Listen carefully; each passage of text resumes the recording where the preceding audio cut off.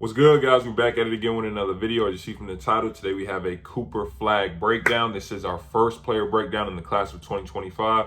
I told you guys we are going to start to move through these classes, 2023, 24, then 25, with Cooper. So I first saw him on Instagram. I saw him on Instagram a couple months ago, I think from the past high school season. And I'm seeing like, okay, 6, 7, 15-year-old. And I'm seeing how he's moving and everything he's doing on the court.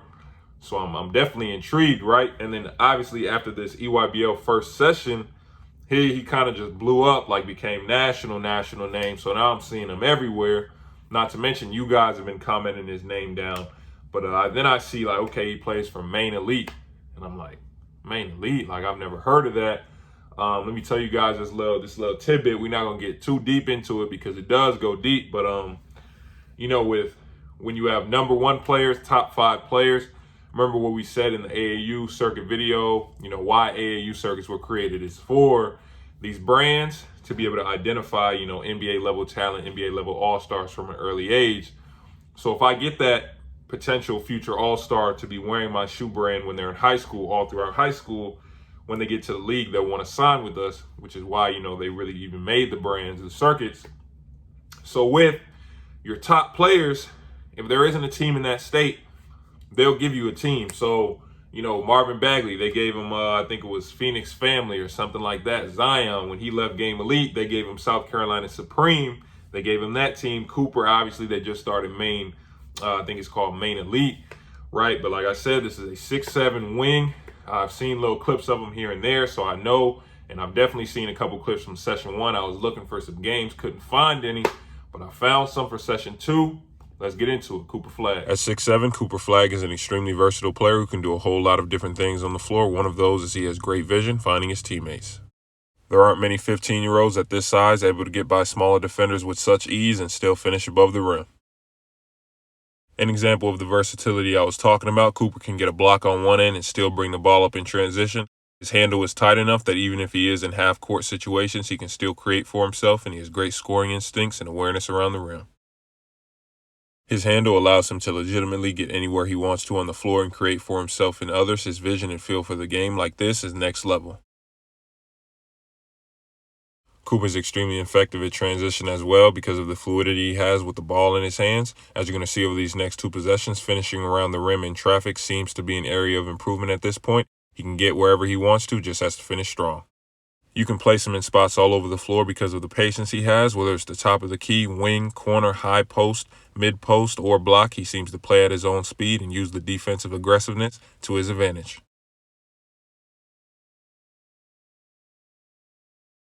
His jumper wasn't falling the first game, but this is what it looks like when it is. This is a player who can knock down shots from all over the floor, whether it be a pull-up, 3, whatever you want. This play right here is indicative of what's to come if he continues to put in the work. Cooper Flagg. So, there's a reason why I said that in the beginning, because when I first saw the initial highlights on Instagram, and then when I first saw the Session 1 highlights that I couldn't get, the film for, I was saying to myself, like, he shouldn't be playing 15s. He should be playing 16s, 17s. Iron sharpens iron. Even if he's not physically ready, talent-wise, he probably can still compete.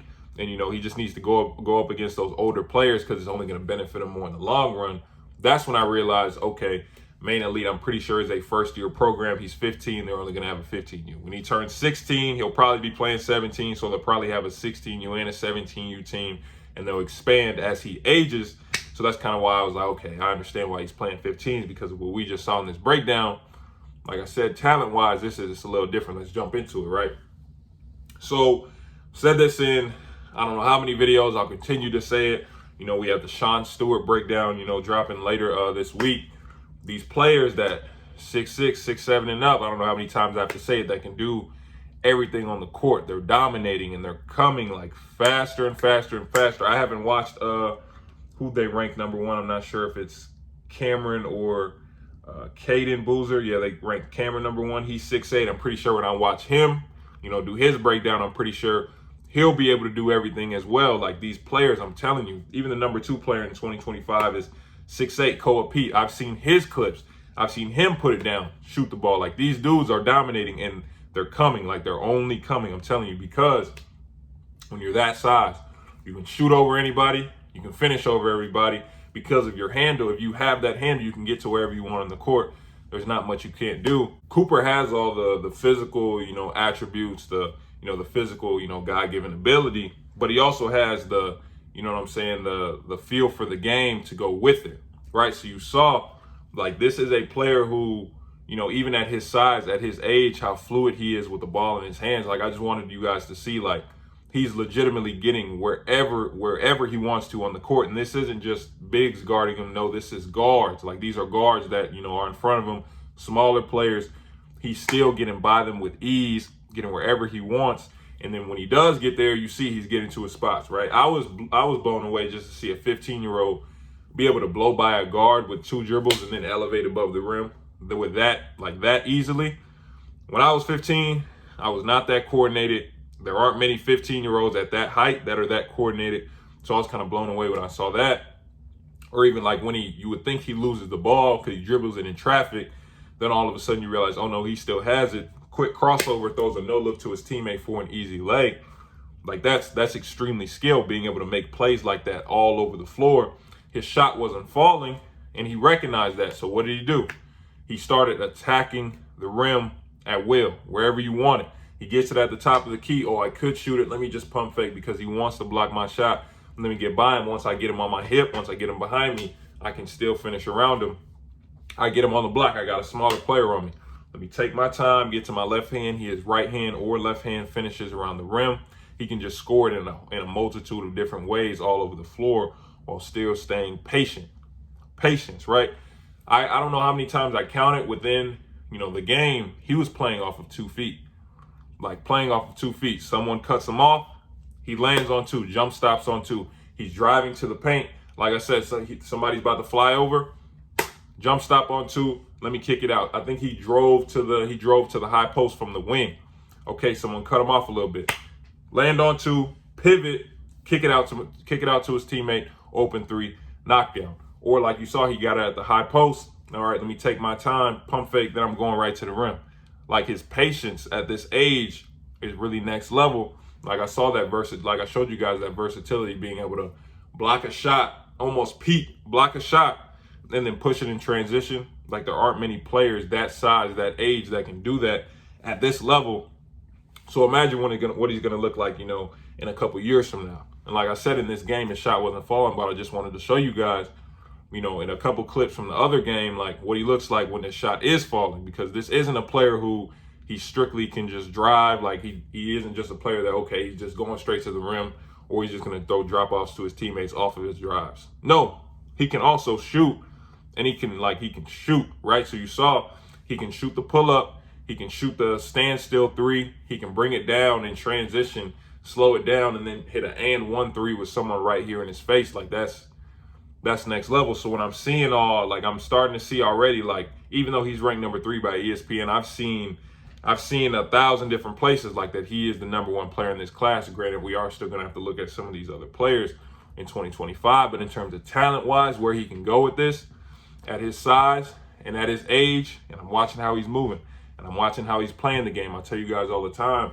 it's really not even for me, yeah, makes and misses are a big part of it, but I'm also watching how are you moving on the floor?